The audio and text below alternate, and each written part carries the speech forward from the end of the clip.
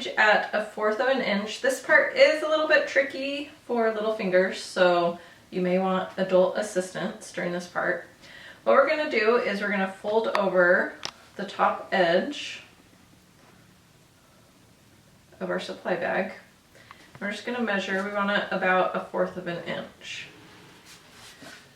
Once we have that measured, we'll go ahead and press that. That should press it on both sides. Then we are going to fold it again. And we want to make sure that our fold goes all the way past that opening, so that hole that we have on the side. So this measures 1 inch. So just measure it all the way around. Make sure that it's straight.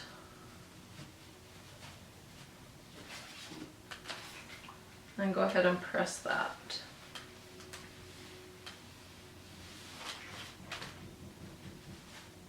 The nice thing about ironing or pressing is that it will hold it in place. Go. All right, so we are going to stitch around the casing, so make sure that you put your machine back on a straight stitch from zigzagging. Let's put just a few pins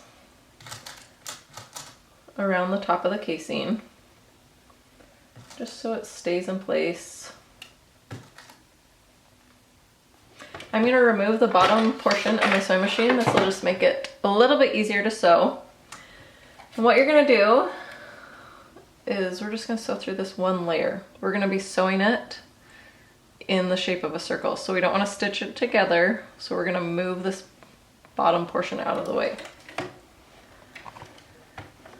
This time you're going to line up the left side of the presser foot with that folded edge. And just make sure that you tuck your fingers kind of into that portion to make sure that it's not sewing through all the layers. And we want our stitching pretty close to that folded edge. Just rotate it a little bit.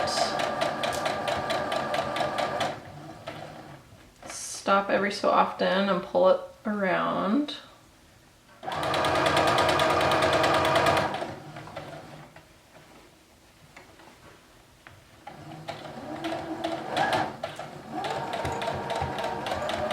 It's a little thick going over the seams.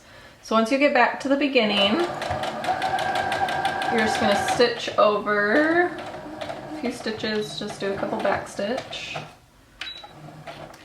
Pull it out, you'll trim your threads. And what we're going to do is we're going to go ahead and flip this bag inside out, or right side out. Push your corners. All right, it's looking so cute. I'm just going to trim these last few threads off, and then we are going to go ahead and put our cording around the top of the casing. All right, so I'm gonna take my drawstring cording and I'm going to, I folded it in half and I'm gonna trim or cut it in half. If you cut it at an angle, it'll make it so it doesn't fray. Set one piece aside and then you're gonna put large safety pin. I like to fold it in half and just put it on the edge of the fabric. So what you're gonna do, a casing is essentially a fabric tunnel. So it holds drawstring, it holds elastic, just a place for cording to be put. So you're going to take your safety pin and you're going to feed it through one of the holes. And we're just going to we're going to shove the fabric onto that safety pin, hold it in place, and move it along.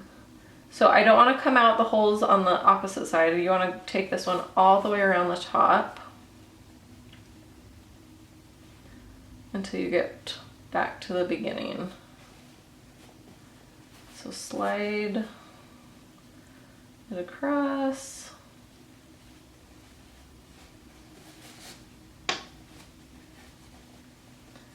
All right, when you get back to the beginning, go ahead and take your safety pin off.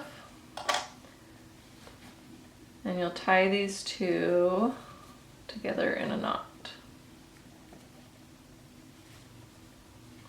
Just move that knot down towards the end. Okay, then what we're gonna do, I'm just gonna straighten that out just a little bit.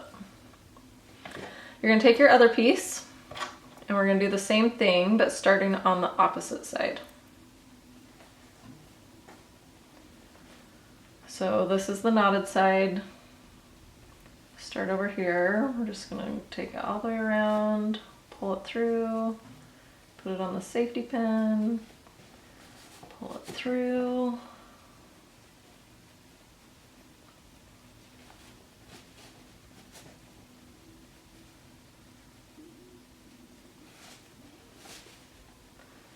All right. So you can just kind of pull that a little bit. Go ahead and take your safety pin off.